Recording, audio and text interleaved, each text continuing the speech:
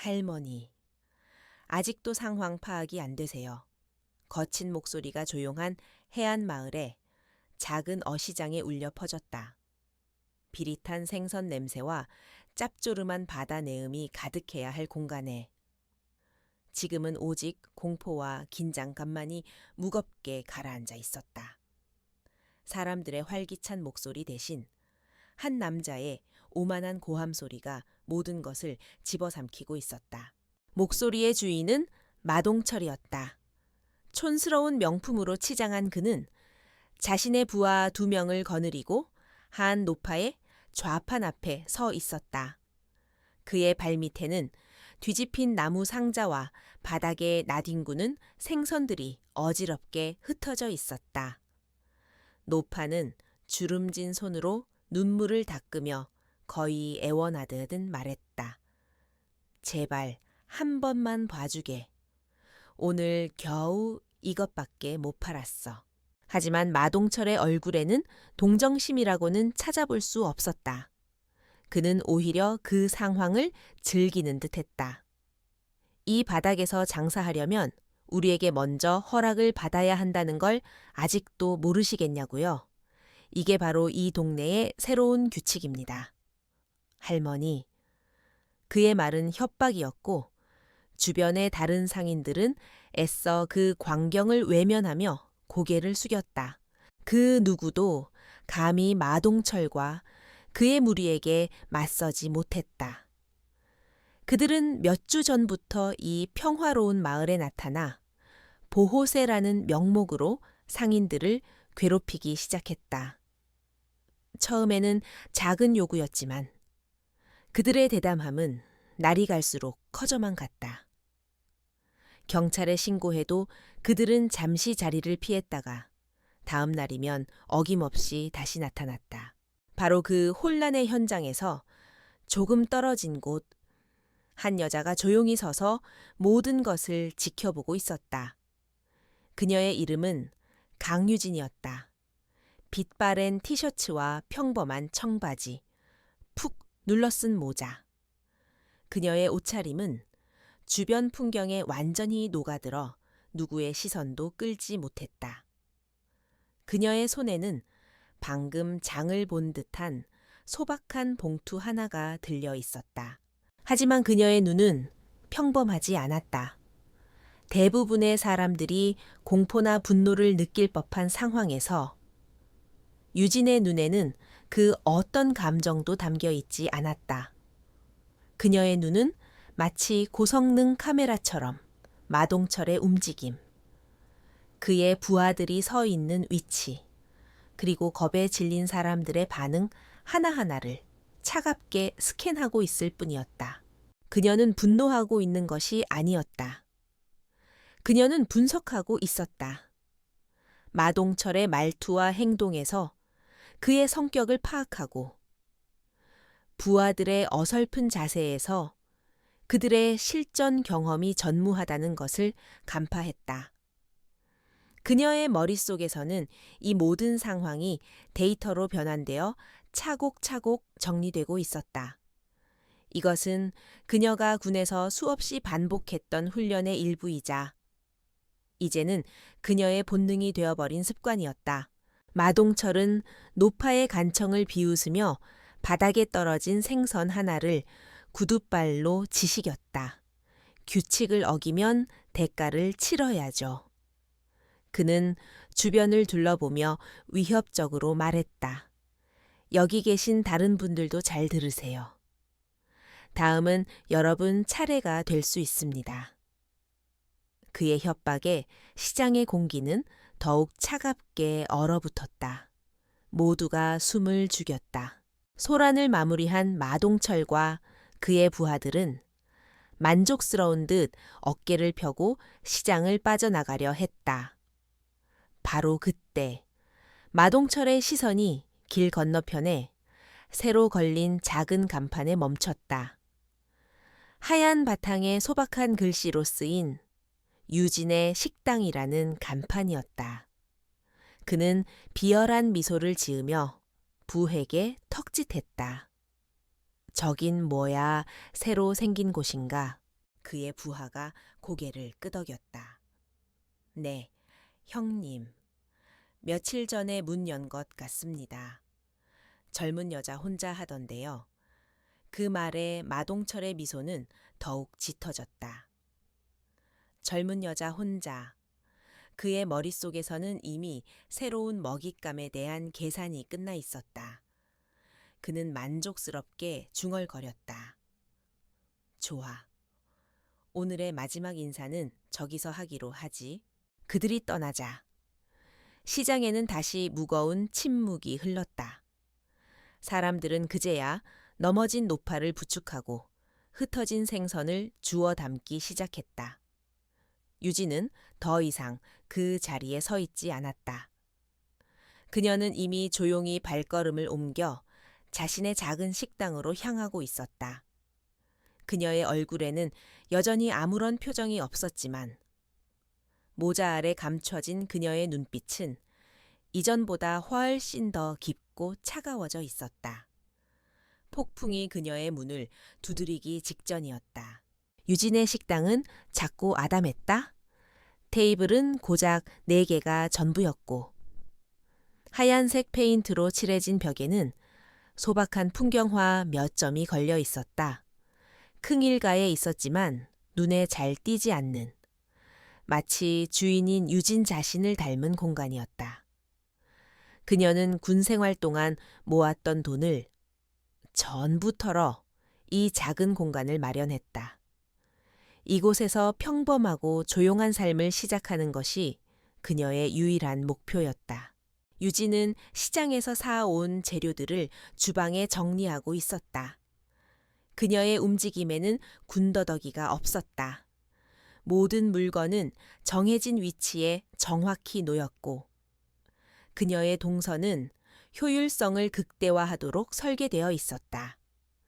그것은 평범한 식당 주인의 몸놀림이라기보다는 수년간의 고강도 훈련으로 다져진 전문가의 움직임에 가까웠다. 그때였다.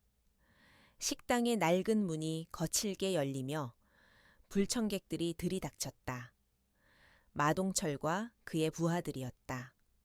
그들은 식당 안으로 들어서자마자 마치 자신들의 구역을 순찰하는 맹수처럼 사방을 훑어보았다.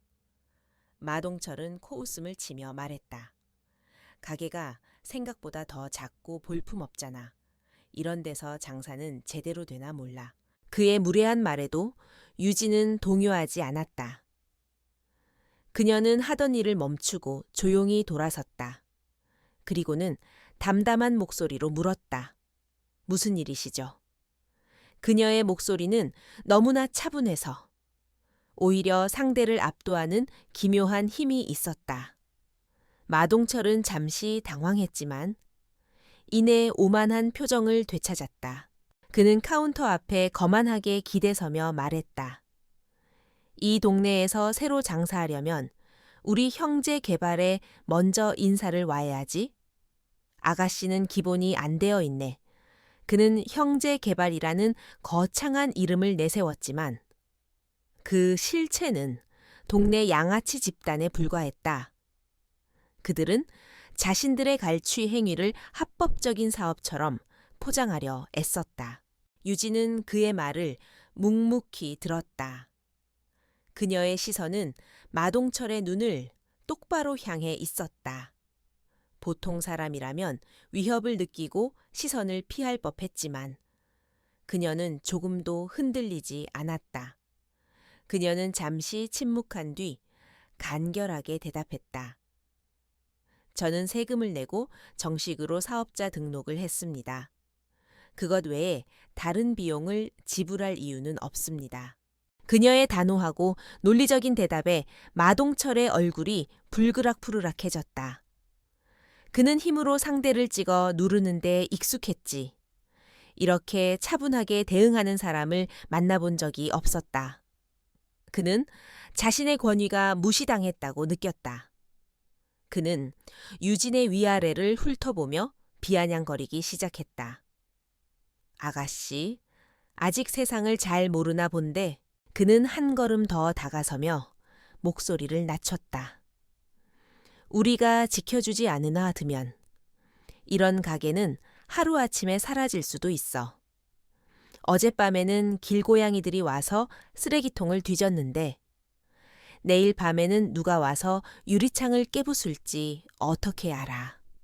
그의 말은 노골적인 협박이었지만 유진의 표정에는 변화가 없었다. 오히려 그녀의 눈빛은 더욱 차가워졌다.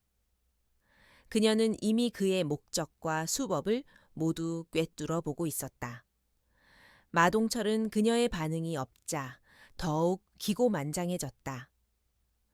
그는 유진의 연약해 보이는 외모와 성별을 걸고 넘어지며 모욕적인 말을 내뱉기 시작했다.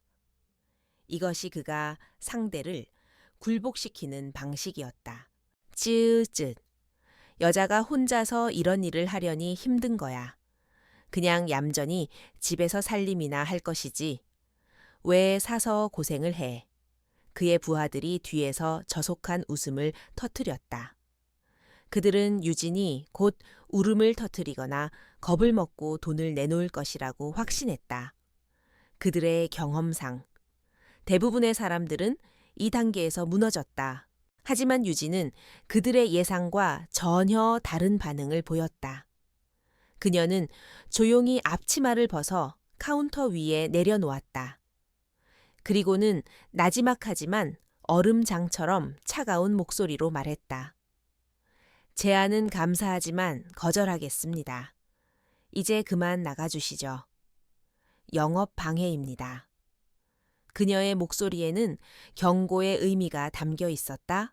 마동철은 순간 할 말을 잃었다. 거절당할 것이라고는 상상도 못했기 때문이었다.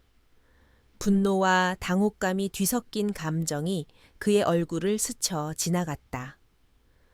그는 이 작은 여자애가 자신의 자존심을 정면으로 짓밟았다고 생각했다. 그는 더 이상 말로 해결할 생각이 없었다. 이제 남은 것은 오직 힘의 과시뿐이었다. 마동철의 얼굴 근육이 경련을 일으켰다. 그의 눈에 이성이 사라지고 짐승 같은 분노만이 남았다. 그는 자신의 부하들이 보는 앞에서 그것도 작고 연약해 보이는 여자에게 정면으로 거절당했다. 그의 자존심은 산산조각 났다.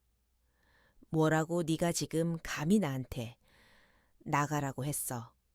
그의 목소리가 낮게 으르렁거렸다. 유진은 그의 분노에 대답하는 대신 식당 문을 향해 턱짓으로 가리켰다. 더 이상 대화는 무의미하다는 무언의 표시였다. 그녀의 그런 태도는 불에 기름을 붓는 격이었다. 마동철의 인내심이 마침내 바닥을 드러냈다. 그는 옆에 서 있던 부하에게 눈짓했다. 이 어린 계집애가 아직 세상 무서운 줄 모르는군. 가르쳐줘라. 명령을 받은 부하가 음흉한 미소를 지으며 다가왔다. 그는 식당에서 가장 가까운 테이블로 향했다. 이 작은 가게를 엉망으로 만들어 힘의 차이가 무엇인지 똑똑히 보여줄 생각이었다. 그의 육중한 손이 테이블의 모서리를 향해 뻗어나갔다. 그 순간 지켜보던 사람이라면 눈을 의심했을 광경이 펼쳐졌다. 유진이 움직였다. 그녀의 움직임은 너무나 조용하고 빨라서 마치 그 자리에 순간 이동한 것처럼 보였다. 부하의 손이 테이블에 닿기 직전 유진의 작고 하얀 손이 그의 손목을 부드럽게 감쌌다. 그것은 공격적인 행동이라기보다는 그저 그의 움직임을 제지하는 듯한 가벼운 접촉이었다. 하지만 부하는 얼굴이 하얗게 질렸다. 유진의 손이 닿는 순간 그의 팔 전체에 강력한 전류가 흐르는 듯한 충격이 전해졌다. 그의 손목은 마치 강철 바이스에 물린 것처럼 꼼짝도 하지 않았다. 그는 팔을 빼내려 안간힘을 썼지만 유진은 미동도 없었다. 그녀는 여전히 차분한 목소리로 말했다. 가게의 물건에는 손대지 마시죠. 그녀는 부드러운 힘으로 그의 팔을 옆으로 밀어냈다. 부하는 자신의 의지와는 상관없이 몇 걸음 뒤로 비틀거리며 물러났다. 그는 자신의 손목을 붙잡고 경악과 고통이 뒤섞인 표정으로 유진을 쳐다보았다. 방금 전까지 만만하게 보았던 여자가 아니었다. 그 너머에 있는 무언가를 본 듯한 공포가 그의 눈에 서렸다. 이 모든 상황을 지켜본 마동철은 이제 분노를 넘어선 감정에 휩싸였다. 모욕감. 자신의 부하가 그것도 저렇게 가냘픈 여자애에게 손쉽게 제압당했다는 사실이 그를 미치게 만들었다.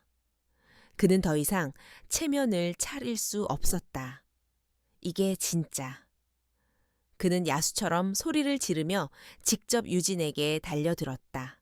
그의 두툼한 손이 번개처럼 뻗어나와 유진의 멱살을 거칠게 움켜쥐었다. 드디어 그의 소나귀에 그녀가 들어왔다. 그는 승리를 예감하며 그녀를 벽으로 밀어붙였다. 식당 안의 공기가 순간적으로 얼어붙었다. 밖에서 들려오던 자동차 소리와 사람들의 말소리가 아득하게 멀어졌다. 시간은 오직 이 작은 공간 안에 멈춰 섰다. 마동철은 유진의 얼굴에 떠오를 공포를 기대하며 그녀를 내려다보았다. 하지만 그의 눈에 비친 것은 예상과 전혀 다른 것이었다. 유진의 얼굴에는 두려움이 없었다. 오히려 그녀의 얼굴에서 마지막 남은 온기마저 사라지고 있었다. 그녀의 눈동자는 이제 인간의 것이라고는 믿기 힘든 차갑고 비정한 무언가로 변해가고 있었다. 그것은 먹잇감을 눈앞에 둔 최상위 포식자의 눈빛이었다. 이것은 그가 절대로 넘어서는 안 될 선이었다. 마동철은 자신의 소나귀에 잡힌 유진을 보며 승리를 확신했다. 그는 경멸이 가득 담긴 미소를 지으며 말했다. 이제야 좀 말이 통하겠군. 무릎 꿇고 빌면 이 가게를 부수지 않는 것 정도는 생각? 그의 말이 차에 끝나기도 전이었다. 유진의 몸에서 일어난 변화는 너무나 미세하고 빨라서 인간의 눈으로는 거의 포착할 수 없을 정도였다. 유진의 손이 조용히 올라왔다. 그것은 마동철의 손을 뿌리치려는 저항의 움직임이 아니었다. 그녀의 손가락들은 마치 정밀한 수술 도구처럼 그의 손등과 손목에 있는 특정 지점들을 정확히 찾아 가볍게 짚었다. 그 순간 마동철의 얼굴이 고통과 경악으로 일그러졌다. 그의 팔 전체에 퍼지는 날카로운 통증과 함께 멱살을 잡고 있던 손의 힘이 거짓말처럼 풀렸다. 그의 손이 무력하게 떨어져 나가는 찰나를 유진은 놓치지 않았다. 그녀는 그의 손목을 잡아챘다. 그리고는 그의 돌진해오던 힘과 무게 중심을 역이용하여 자신의 몸을 살짝 비틀었다. 다음 순간 100kg이 넘는 거구의 마동철은 비명도 지르지 못한 채 종이 인형처럼 힘없이 바닥에 무릎을 꿇고 말았다. 그의 팔은 고통스러운 각도로 꺾인 채 유진에게 완전히 제압당해 있었다. 이 모든 일은 눈 깜짝할 사이에 일어났다. 뒤에 서 있던 부하들은 자신들의 두목이 왜 갑자기 무릎을 꿇고 있는지조차 이해하지 못했다. 그들의 눈에는 유진이 그저 가만히 서 있었던 것처럼 보였을 뿐이다. 하지만 마동철은 알 수 있었다. 이것은 단순한 싸움 기술이 아니었다. 이것은 인체의 구조와 급소를 완벽하게 이해하고 최소한의 움직임으로 상대를 무력화시키는 살인 기술에 가까웠다. 식당 안에는 마동철의 거친 숨소리만이 가득했다. 유진은 그를 차갑게 내려다보았다. 그녀의 입에서 나온 목소리는 이전의 평범한 식당 주인의 것이 아니었다. 그것은 감정이 완전히 배제된 기계처럼 차갑고 건조한 목소리였다. 내 손, 허용 범위를 넘었다. 그 말에는 어떠한 분노나 증오도 담겨 있지 않았다. 오직 규칙을 위반한 대상에 대한 냉정한 선고만이 존재할 뿐이었다. 허용 범위라는 일상생활에서는 결코 사용하지 않을 단어가 마동철의 뇌리에 박혔다. 그는 공포에 질려 유진을 올려다보았다. 모자 그림자 아래에 가려진 그녀의 눈은 더 이상 평범한 여자의 눈이 아니었다. 그것은 수많은 죽음의 위기를 넘나들며 단련된 가장 숙련된 군인의 눈빛이었다. 그는 자신이 건드린 것이 무엇인지 이제야 어렴풋이 깨닫기 시작했다. 부하들이 그제야 상황을 파악하고 주머니에서 무언가를 꺼내려 주춤거렸다. 하지만 그들은 움직일 수 없었다. 유진의 시선이 아주 잠깐 그들을 향했을 뿐인데 마치 거대한 맹수 앞에 선 초식동물처럼 온몸이 얼어붙는 듯한 공포를 느꼈기 때문이었다. 그녀의 존재감 자체가 공간 전체를 압도하고 있었다. 유진은 여전히 마동철의 팔을 제압한 채로 다른 부하들을 향해 조용히 말했다.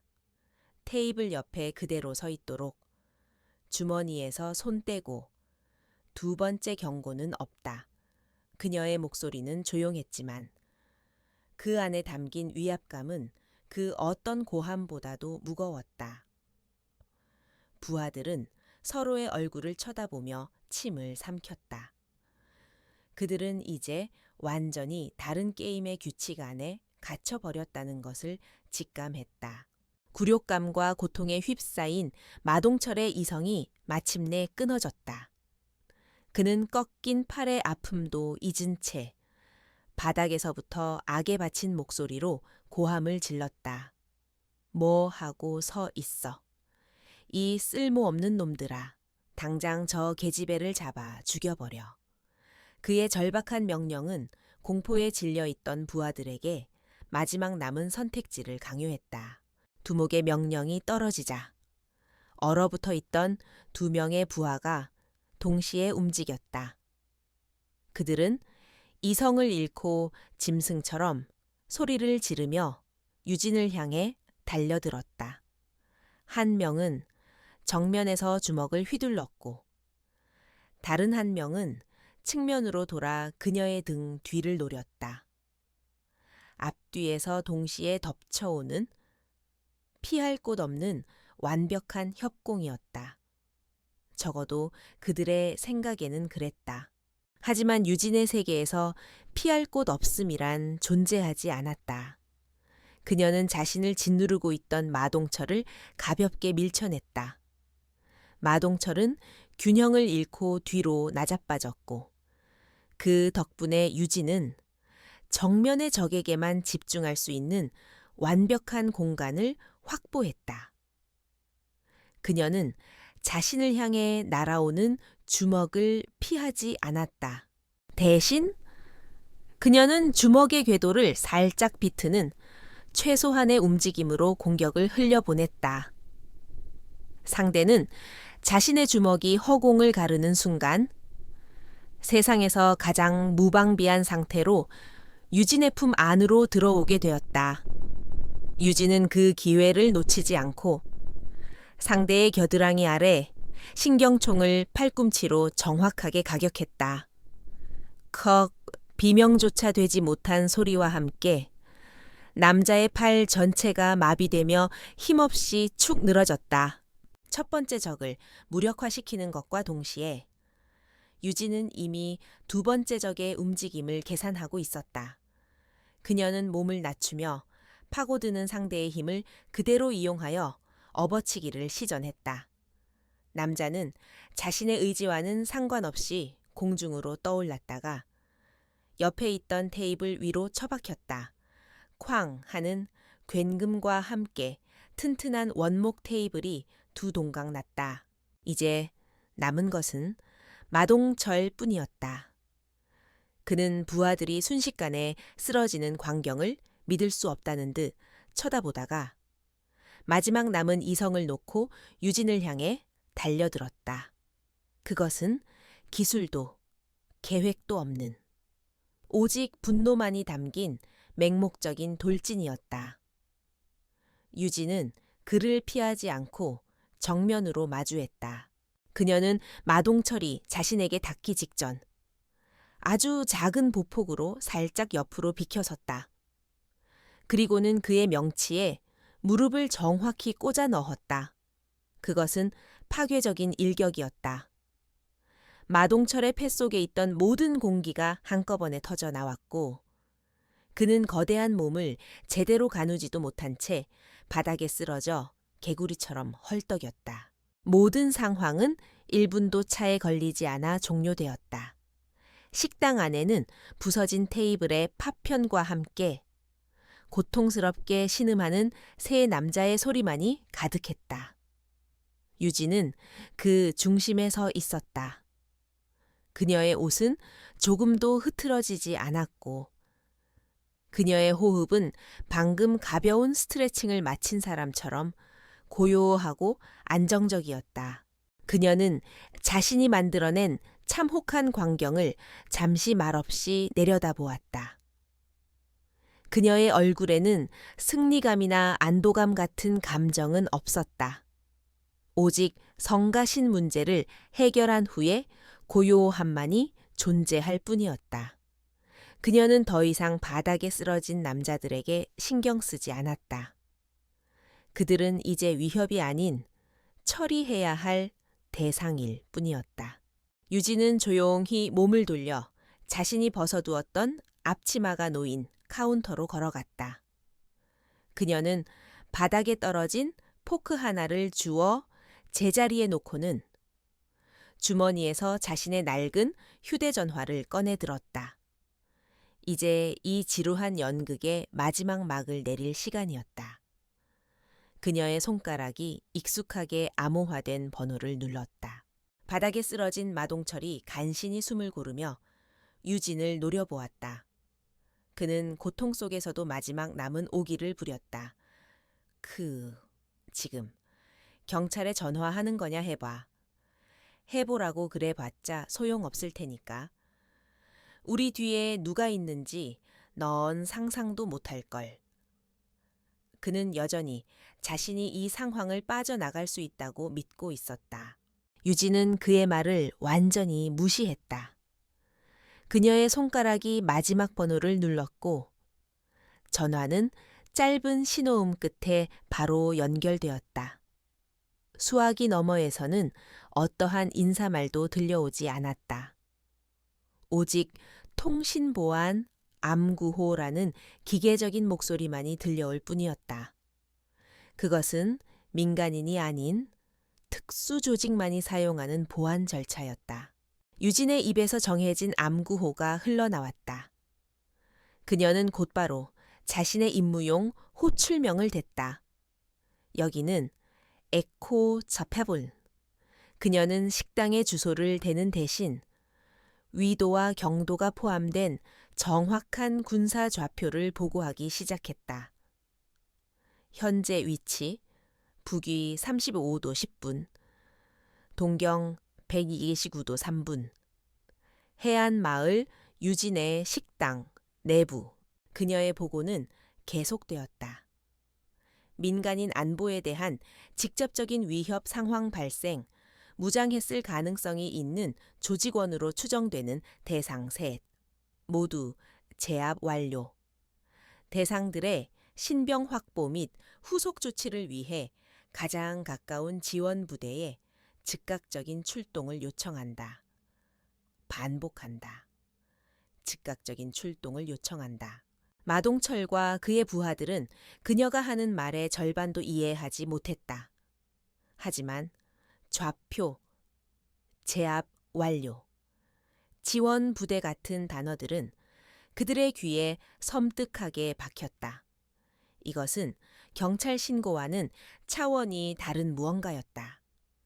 그들의 얼굴에서 마지막 남은 허세가 사라지고 원초적인 공포가 피어오르기 시작했다. 짧은 통화를 마친 유진은 전화를 끊었다. 그녀는 바닥에 주저앉아 경악에 찬 눈으로 자신을 쳐다보는 마동철에게로 천천히 걸어갔다. 그녀는 주머니에서 자신의 낡은 지갑을 꺼냈다.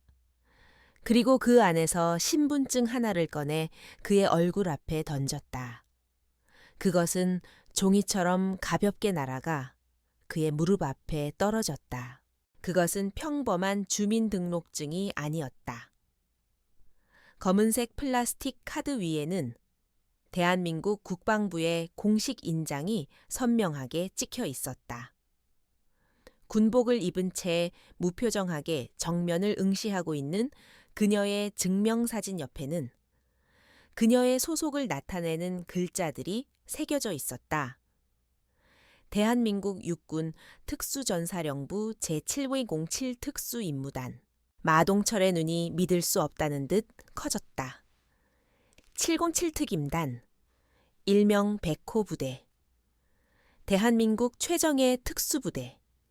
일반인은 물론 웬만한 군인들조차 평생 한번 마주칠까 말까 한 전설 속에나 존재하는 부대였다. 그는 뉴스나 영화에서만 보았던 그 이름이 지금 자신의 눈앞에 있다는 사실을 받아들일 수 없었다. 그는 자신이 얼마나 끔찍한 실수를 저질렀는지 깨달았다. 그는 단순한 식당 여주인을 건드린 것이 아니었다. 그는 국가가 길러낸 최전계 인간 병기를 건드린 것이었다. 그가 믿고 있던 뒷배, 그가 자랑하던 인맥, 그 모든 것이 이 검은색 신분증 한 장 앞에서 아무런 의미도 없다는 것을 깨달았다. 바로 그때였다. 식당 밖에서 사이렌 소리가 들려오기 시작했다. 하지만 그것은 동네 파출소의 경쾌한 사이렌 소리가 아니었다. 낮고 육중하게 울리는 여러 대의 차량이 동시에 접근하고 있는 듯한 위압적인 소리였다. 마동철은 창밖을 보지도 않았지만 알 수 있었다.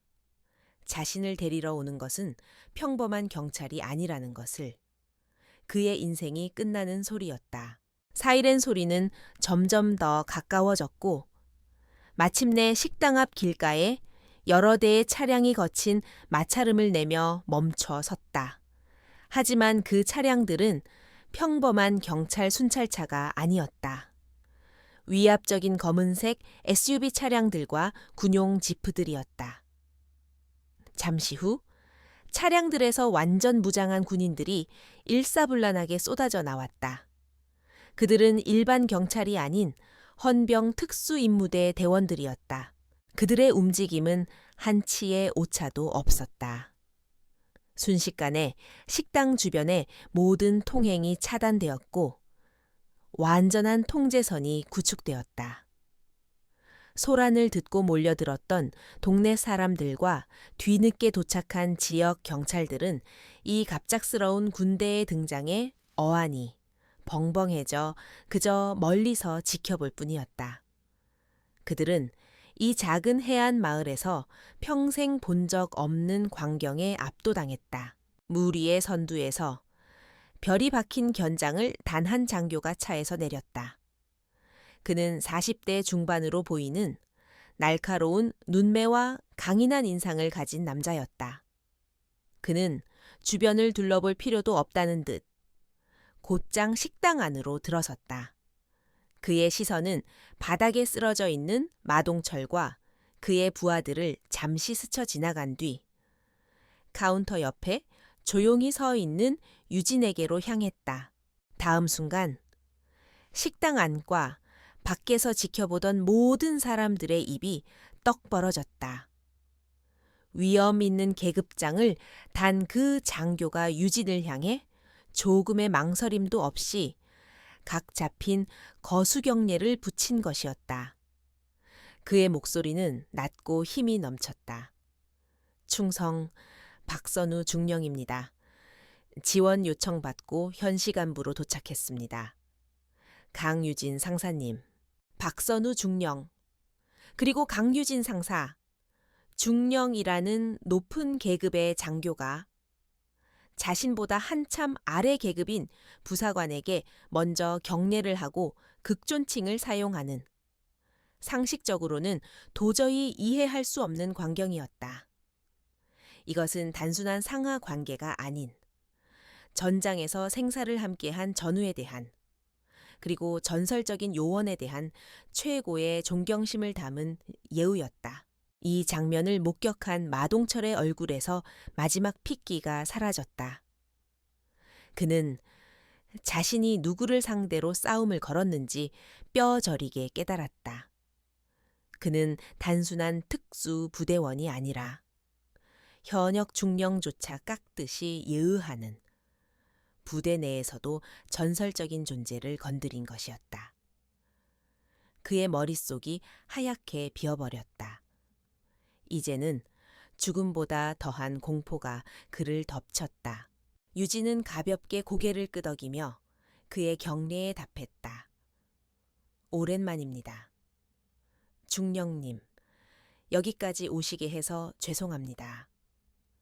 그녀의 목소리는 다시 평범한 식당 주인처럼 부드러웠지만 그 대화를 듣는 주변 사람들에게는 천둥 소리처럼 들렸다. 동네 사람들은 이제 경악을 넘어 경외의 눈빛으로 유진을 바라보기 시작했다. 박선우 중령은 부드럽게 미소 지었지만 바닥에 쓰러진 마동철 일당을 향해 고개를 돌렸을 때 그의 눈빛은 다시 얼음장처럼 차가워졌다. 그는 부하들에게 명령했다. 대상들 전원 체포해. 이 자들과 관련된 형제개발이라는 회사까지. 먼지 한 톨 남기지 말고 전부 샅샅이 뒤져.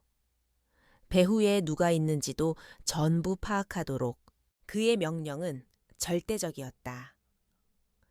헌병 대원들이 신속하게 움직여 신음하고 있는 마동철 일당에게 수갑을 채우고 거칠게 끌어냈다. 그들은 더 이상 반항할 생각조차 하지 못했다. 그저 자신들의 운명이 어떻게 될지 모른다는 공포에 질려 짐짝처럼 끌려나갈 뿐이었다. 작은 식당에서 시작된 소란은 이제 거대한 범죄 조직, 소탕 작전의 서막이 되고 있었다.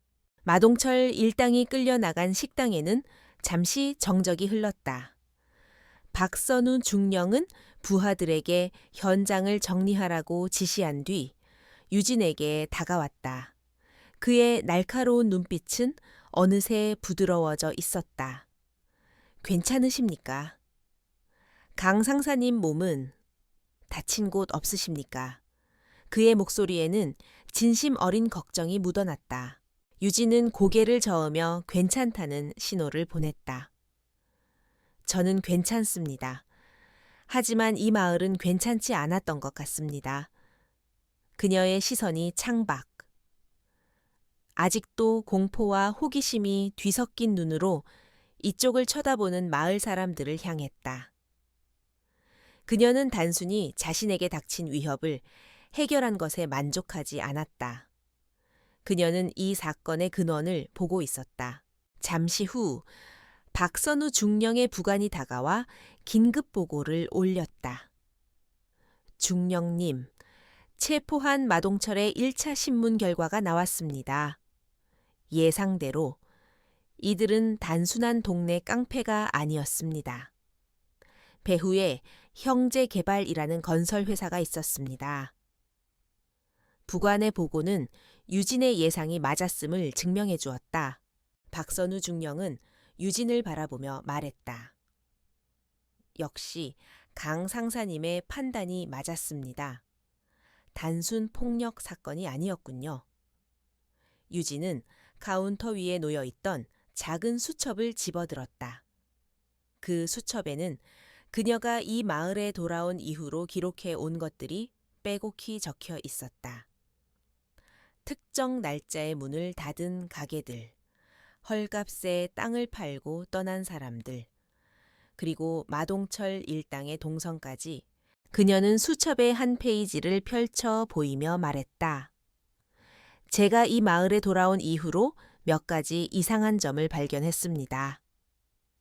마동철 일당의 괴롭힘은 무작위가 아니었습니다. 그들은 해안가와 인접한 주요 상점들과 토지를 순서대로 노리고 있었습니다.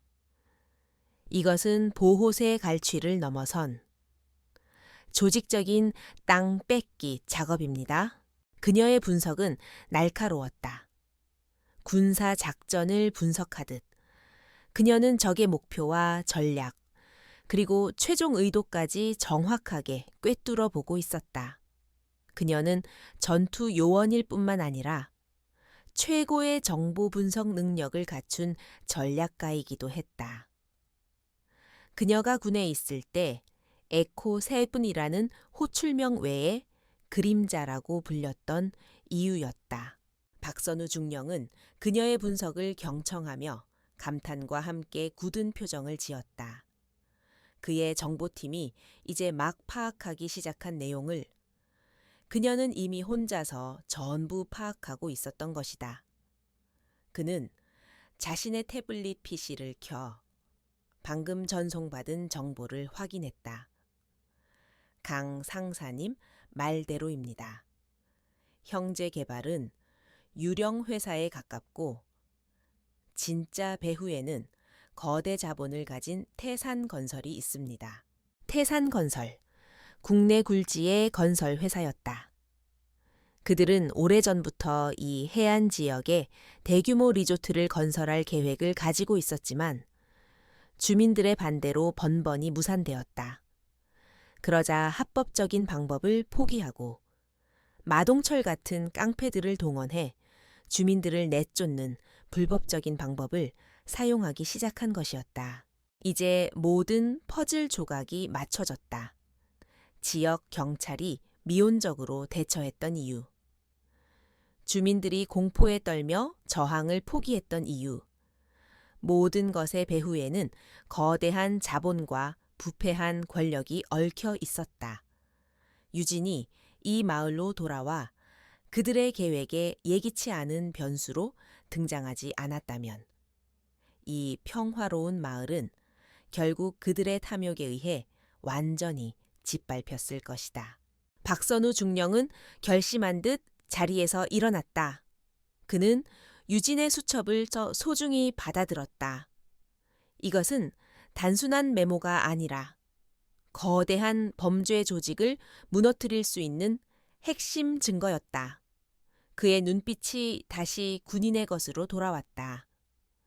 강 상사님의 정보 덕분에 작전의 전체 그림이 완성되었습니다.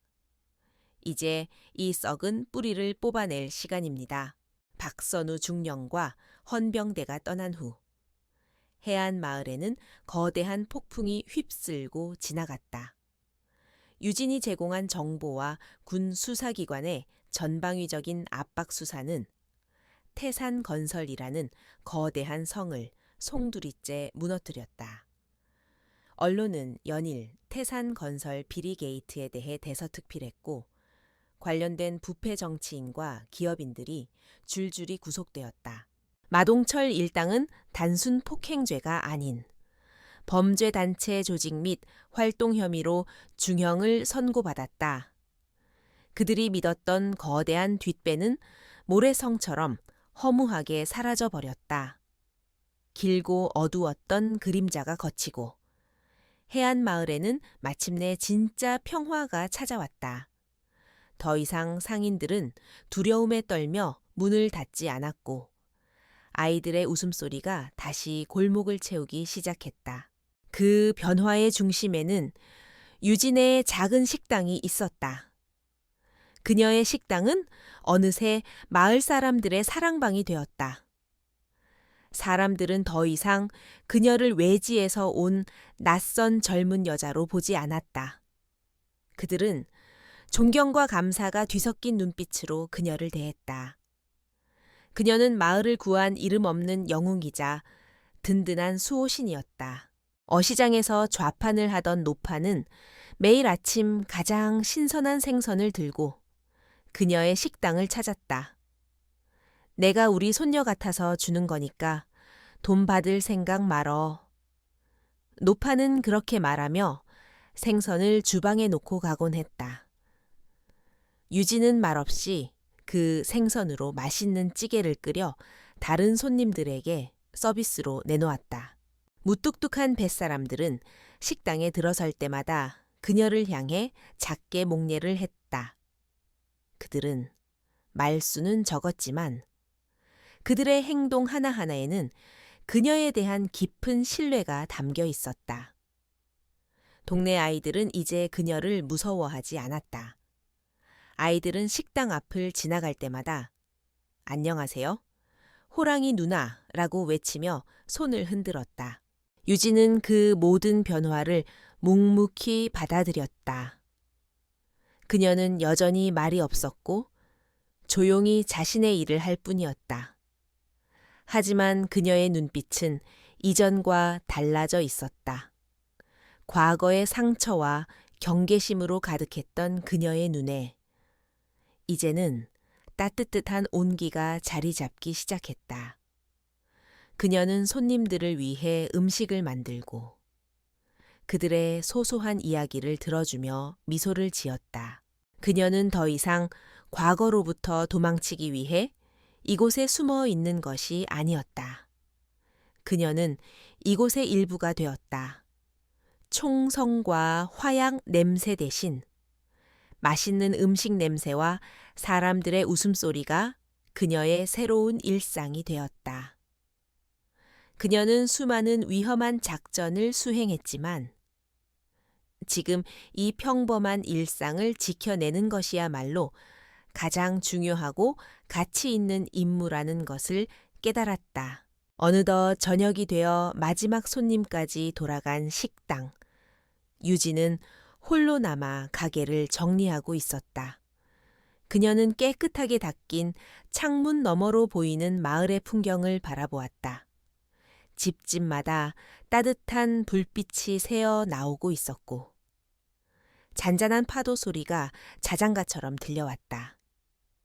그녀는 그 평화로운 풍경을 눈에 담으며 아주 오랜만에 마음 깊은 곳에서부터 우러나오는 평온함을 느꼈다.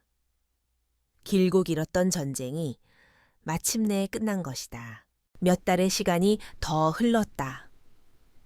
해안 마을은 예전의 평화로운 모습을 완전히 되찾았고 오히려 이전보다 더 활기가 넘쳤다. 어두운 그림자가 사라진 마을에는 새로운 희망이 싹트고 있었다. 유진의 식당은 이제 그 희망의 상징과도 같은 장소가 되었다. 어느 따스한 오후, 유진은 식당 앞 작은 벤치에 앉아 있었다.